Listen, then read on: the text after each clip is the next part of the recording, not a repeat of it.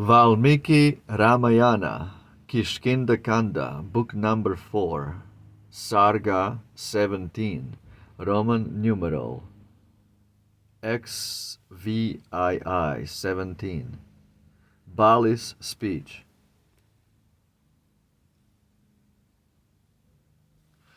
Like some proud tree before the blast, brave Bali to the ground was cast, where prostrate in the dusk he rolled, clad in the sheen of glistening gold. As when uptorn the standard lies of the great God who rules the skies, when low upon the earth was laid the Lord whom Vanar tribes obeyed. Dark as a moonless sky no more this land her joyous aspect wore. Though low in dust and mire was rolled the form of Bali, lofty souled, still life and valor, might and grace clung to their well-loved dwelling place. That golden chain with rich gems set, the choicest gift of Chakra yet, preserved his life, nor let decay still strength and beauty's light away. Still from that chain divinely wrought, his dusky form of glory caught, as a dark cloud when day is done, made splendid by the dying sun. As fell the hero crushed in fight, there beamed afar a triple light, from limbs, from chain, from shaft that drunk his life-blood as the warrior sunk. The never-failing shaft impelled by the great bow which Rama held, brought bliss supreme and lit the way to Brahma's worlds which ne'er decay. Rama and Lakshmana nearer drew the mighty fallen foe to view. Mahendra's son, the brave and bold, the monarch with his chain of gold, with lustrous face and tawny eyes, broad chest and arms of wondrous size, like Lord Mahendra fierce in fight, or Vishnu's never conquered might. Now fallen like Yayati sent from heaven his store of merit spent, like the bright flame that pales and dies, like the great sun who fires the skies, doomed in the general doom to fall, when time shall end and ruin all. The wounded Bali, when he saw Rama and Lakshman nearer draw, keen words to Raghu's son impressed, with justice holy stamp addressed. What fame from one thou hast not slain, in front of battle canst thou gain, whose secret hand has laid me low when madly fighting with my foe? From every tongue thy glory rings, a scion of a line of kings, true to thy vows of noblest race, with every gentle gift and grace, whose tender heart for woe can fill, and joy in every creature's will, whose breast with high ambition swell, knows duty's claim and ne'er rebels. They praise thy valor, patience, ruth, thy firmness, self-restraint, and truth, thy hand prepared for sin's control, all virtues of a princely soul. I thought of all these gifts of thine, and glories of an ancient line. I set my Tara's tears at naught. I met Sugriva, and we fought. O Rama, till this fatal morn, I held that thou wouldst surely scorn to strike me as I fought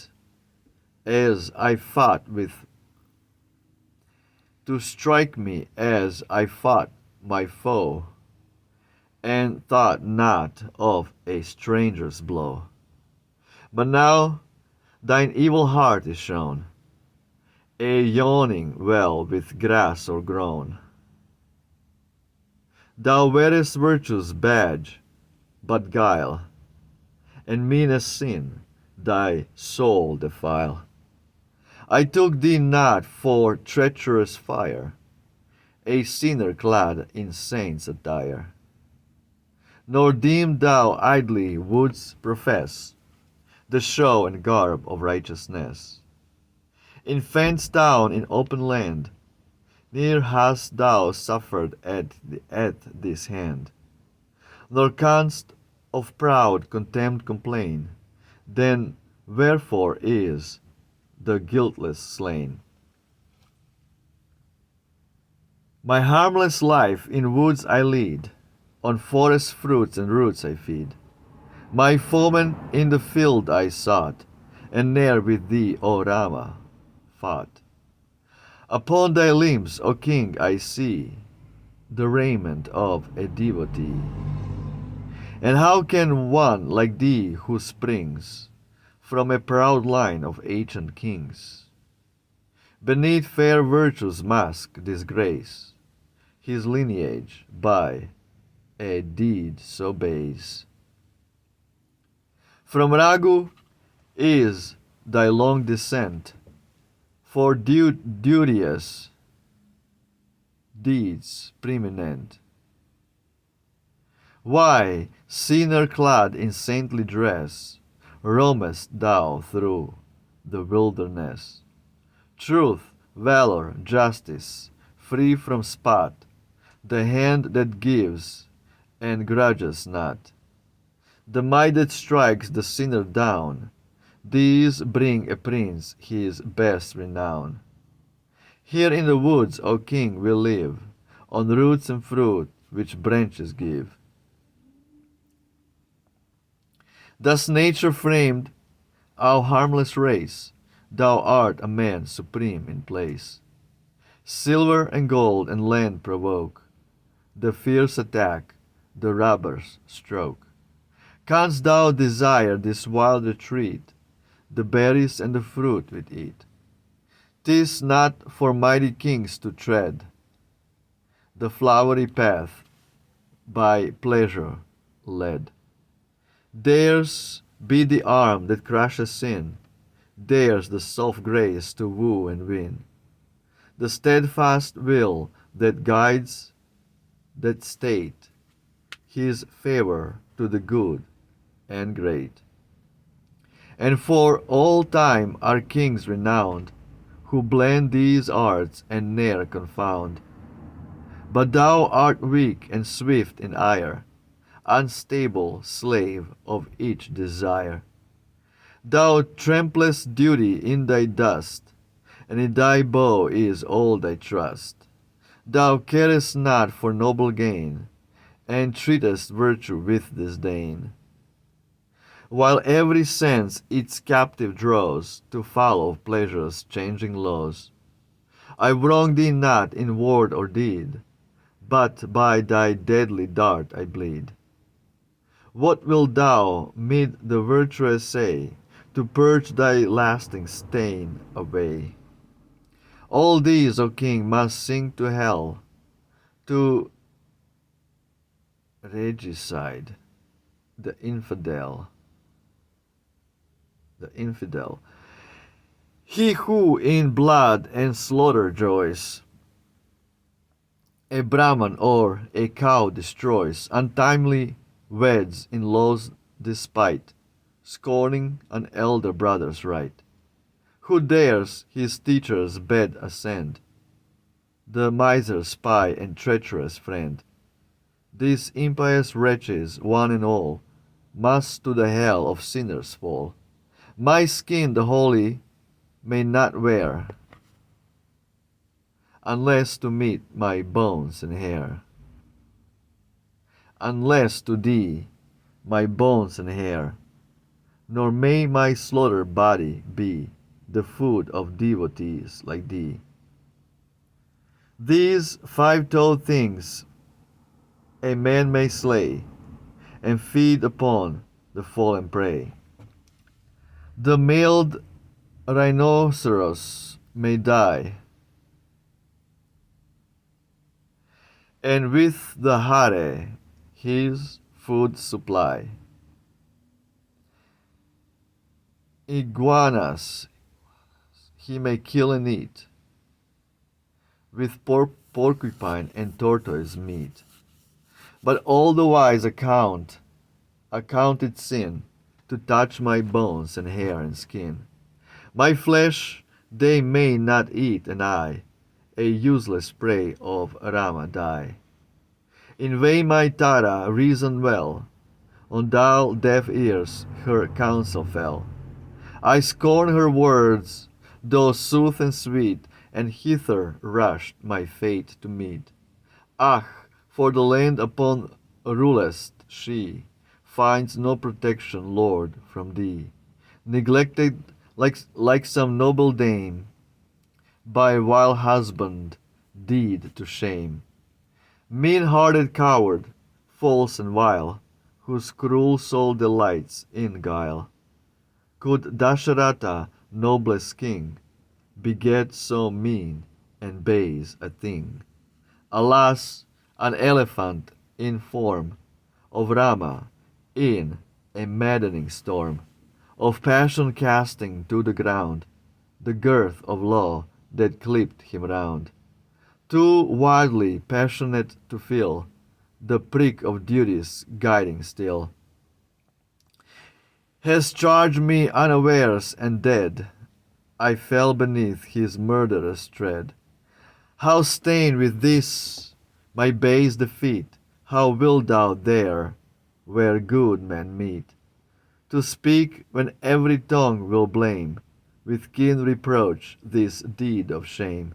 Such heroes' strength and valor shone upon the innocent alone. Thou hast not proved in manly strife on him who robbed thee of thy wife. Hadst thou but fought in open field, and met me boldly unconcealed, this day had been thy fate to fall, slain by this hand to Yama's hole. In vain I strove, and struck by thee, fell by a hand I could not see. Thus bites a snake for sins of yore, a sleeping man who wakes no more. Sugriva's foeman thou hast killed, and thus his heart's desire fulfilled.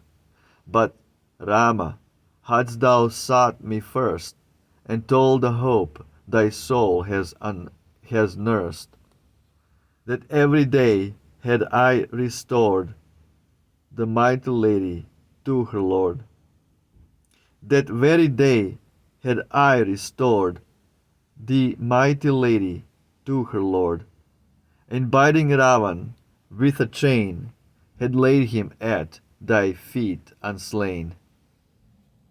Yea, where she sunk in deepest hell, or whelmed beneath the ocean's swell, I would have followed on her track, and brought her rescued lady back, and brought the rescued lady back, as Hayagriva once set free from hell the white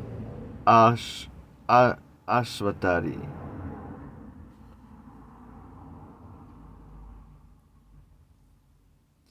Then, when my spirit wings its flight, Sugriva reign is just and right. But most unjust, O king, that I, slain by thy treacherous hand, should lie. Be still, my heart, this earthly state is darkly ruled by sovereign fate. The realm is lost and won, defy thy questioners with apt reply. Wow, absolutely amazing. Footnotes. 343. 1. Suparna, well-winged, is another name of Garuda, the king of birds. eagles. See page 28, note 343-2, the god of death, Yama.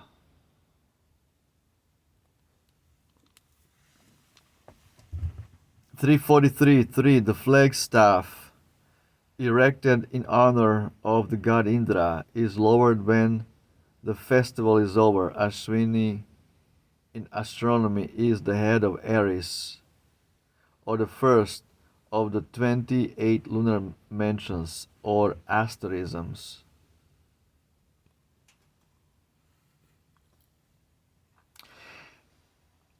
Indra, the father of Bali. 344-1. 344-2. It is believed that every creature killed by Rama obtained in consequence immediate beatitude and blessed with the hand that gave so dear a death. 344-3, Ayati was invited to heaven by Indra and conveyed on the way thither by Matali, Indra's charioteer. He afterwards returned to earth, where by his virtuous administration he rendered all his subjects exempt from passion and decay. Harets CD of India. 344-1b, the ascetic's dress which he wore during his exile. 344-2b, there is much inconsistency in the passages of the poem in which the Vanara are spoken of, which seems to point to page 345, widely different legends. The Vanaras are generally represented as semi-divine beings with preternatural powers, living in houses and eating and drinking like men, sometimes as here as monkeys, pure and simple, living in woods and eating fruits and roots. Yes. 345-1. For a younger brother to marry before the elder is a gross violation of Indian law and duty.